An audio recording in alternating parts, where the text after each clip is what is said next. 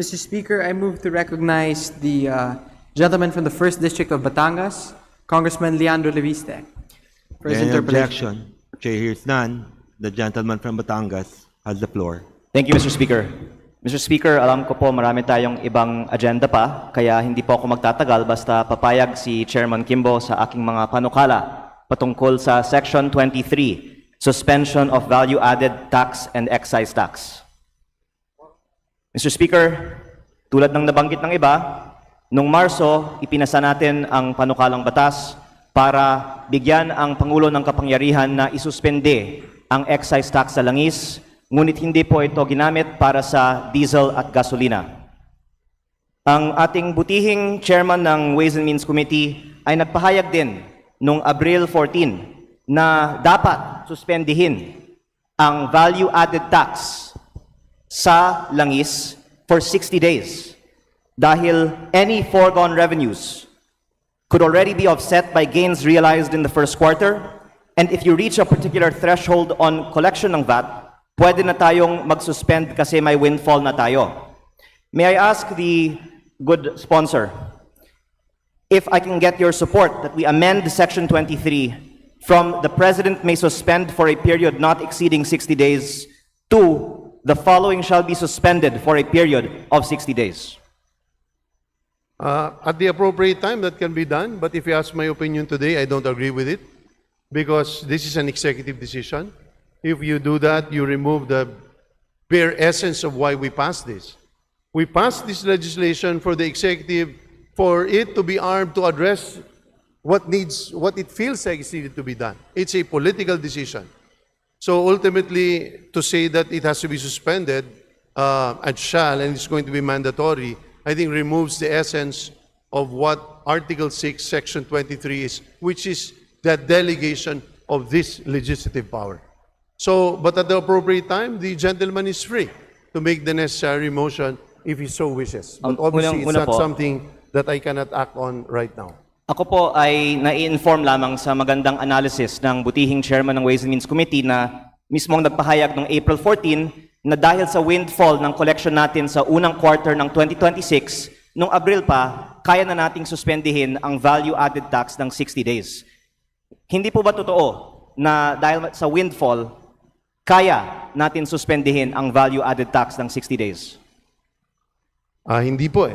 So ito po ang report ng Department of Finance na ang kanilang naging increase for the first quarter because of the increase in gas prices, ang tinaas lang ng collection nila ay 3.1 billion. Pagdating po sa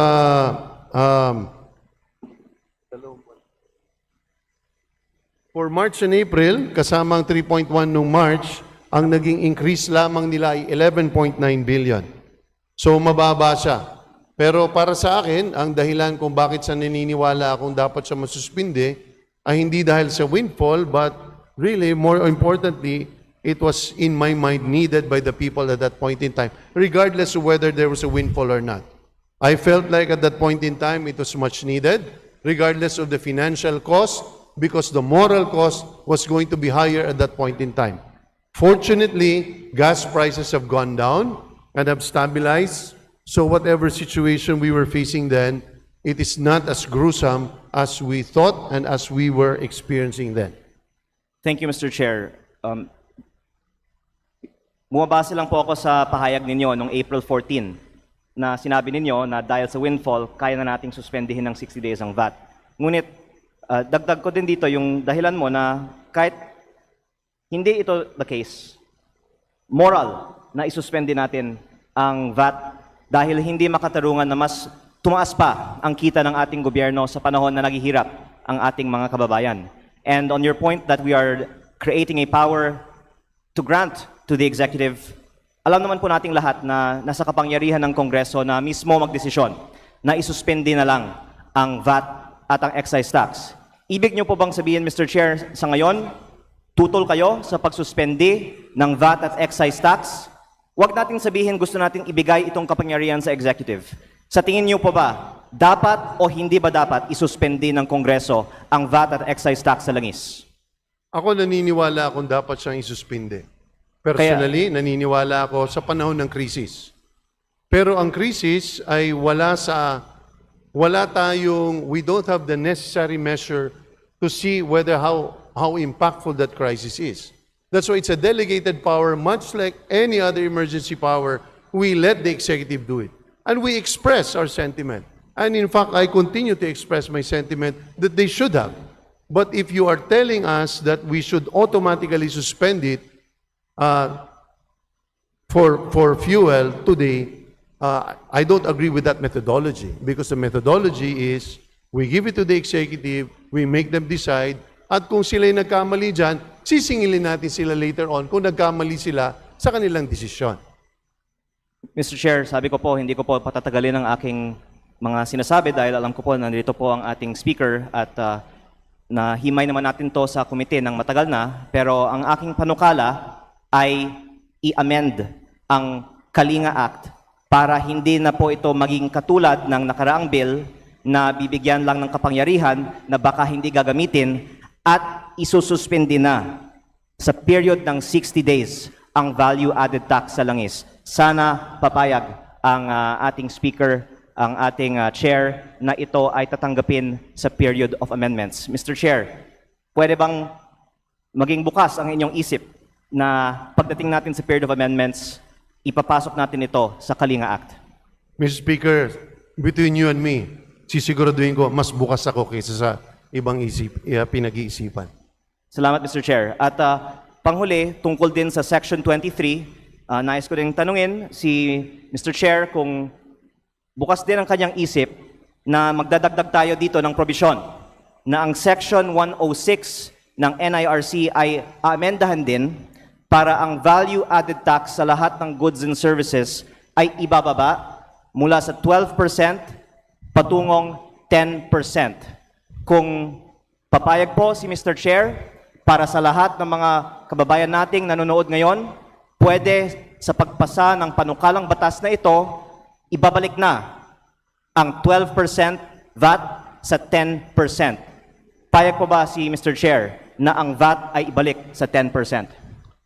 Kung yan ang magiging paraan para ibaba yung VAT from 12 to 10%, effectively sa lahat ng goods, ay mababaliwala o ma-declare null and void or unconstitutional ang ating proposed bill. Dahil ang proposed bill natin needs to tackle only one specific subject matter, and that is the oil price hike or the oil crisis or the energy crisis that we are facing. Once we intercalate that today, it's not an issue whether I agree with it or not, pero pag nilagay natin yan, garantisado magiging unconstitutional ito. Kaya marami tayong gusto pang ilagay dito, katulad ng minumungkahi mo, katulad ng minumungkahi ni Mr. Speaker ng mga representante ng mga manggagawa, ng mga health sector advocates, Mr. Speaker. Pero sabi ko, pag nilagay po natin lahat dito at hindi ito directly connected sa epekto ng energy crisis na temporary, ito ay masiset aside. At alam yan ng lahat ng abogadong nasa August Hall na ito, na yan ay napaka-basic constitutional tenet. Ayaw ko iwasan at gusto ko iwasan na lahat ng paghihirap natin, lahat ng trabaho at sa mabilisang pangangailangan ng taong bayan ay mababaliwala dahil lamang sa isang probisyon.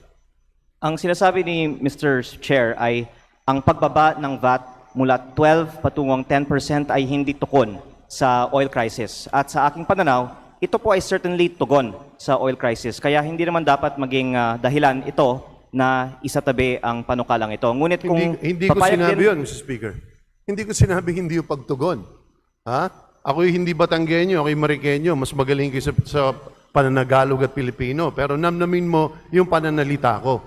Hindi ko sinabing hindi yan pagtugon. Apektadong apektado. Pero ang sinasabi ko, legally, hindi yan ang nararapat na pamamaraan o rota na dapat daanan. Kailangan very specific tayo dito kasi mababaliwala. And that's a very basic constitutional precept that for every bill, you can only have one subject matter. Sa aking pananaw, ito pong pagbaba ng value-added tax ay certainly pasok sa subject matter nitong bill. Pero rather than debating the form, okay po ako na ibang form basta maipasa itong substance. Kaya nais ko lang sana makuha ang commitment ni Mr. Chair na tatalakayin na sa Committee on Ways and Means sa susunod na pagdinig ang pagbaba ng VAT mula 12 tungong 10% at bago maka-recess muli ang Kongreso sa first week of June, mabigyan ng pagkakataon ang lahat ng mga miyembro ng 20th Congress na magbigay ng kanilang boto kung ibababa o hindi ang VAT mula 12 tungong 10%. Papayag po ba si Mr. Chair na yan ang deadline natin by the first week of June? Bagamat hindi ito related sa pinag-uusapan natin, Mr. Speaker, pero binibigay ko ang aking commitment.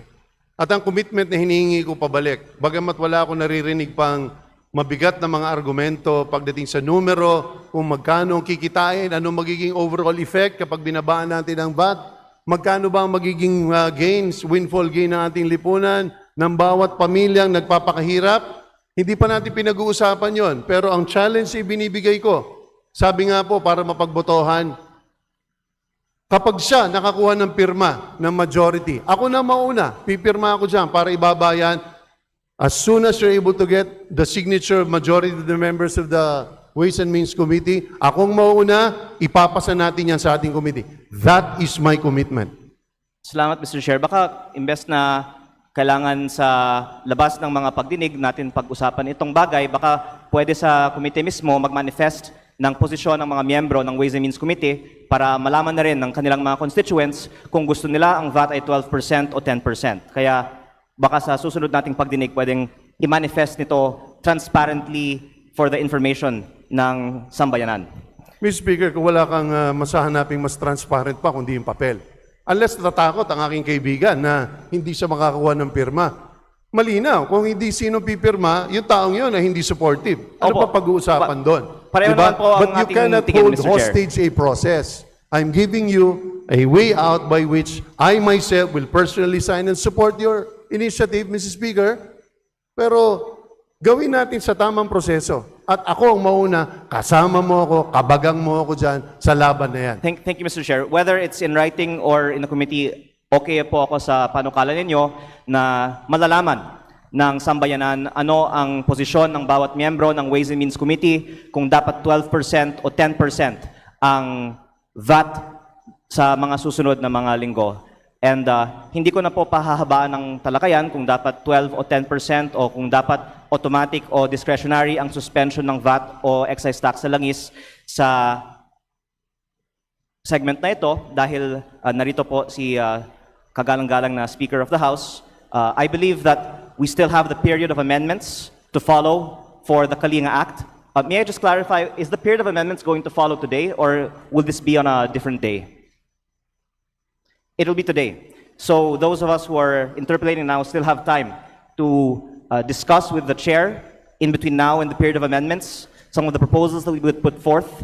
And I would like to manifest that I don't think that we have a quorum in today's session, and that I hope that before we move forward on the discussion of the Kalinga Act, the good chair will agree to amend Section 23 of the Kalinga Act. Thank you, Mr. Chair. Mr. Speaker, if I may, Yes. just to respond.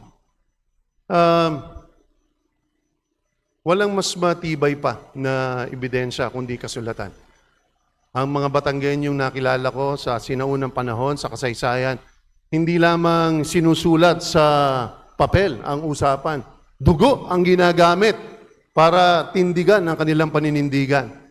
Kung ang pangmangyayari lamang ay usapan, hindi natin alam sino present, sino absent, walang mas malinaw na basihan kundi papel. At yan ang challenge. Magtulong tayong dalawa. Ilagay natin sa papel, ikaw pipirma, ako pipirma, kumbinsin natin ang ating mga kasama. At kapag yan ay umabot tayo ng majority, sinasabi ko sa iyo, approve pagdating yan sa ating committee. Kung magtatagal tayo sa debate sa komite, walang katapusan yan. Na mangyayari dyan, magiging pasikatan na naman. Maglalabas tayo sa kung saan-saan. Tayong dalawang kawawa dyan. So patunayan ng ating mga kasama, supportive ba sila o hindi, maglabas tayo ng kasulatan. At sumulat tayong dalawa, pirmahan natin yan. Wala ka nang masahanapin pang ebidensya. 100% agree po ako kay Mr. Chair tungkol sa pagperma para sa pagbaba ng VAT sa Ways and Means Committee. Pero tungkol sa Kalinga Act na sa aking pagkakaalam ay for approval ngayong araw, ang kasulatan naman po ay napakalinaw sa Section 23. na ang panukala ko ay amendahan ang the President may maging the following shall be suspended for a period of 60 days. At uulitin ko po muli, sa tingin ko, wala tayong quorum sa araw na ito. Kaya sana sa mga susunod na minuto, pwede natin talakayin kay Mr. Chair kung papayag siya na amendahan natin para maaprubahan ngayong araw ang Kalinga Act. Salamat po. Mr. Majority Chair, Leader. Mr. Chair, it's either you question the quorum or not. Pwede tayong mag-roll call ngayon o mamaya kung gusto Session niyo. suspended. Hindi tinitreaten tayo dito sa ganyan, di ba? Call a spade, my friend. Ano, pwede natin Session suspended. Session suspended. pabilang ngayon. Session suspended.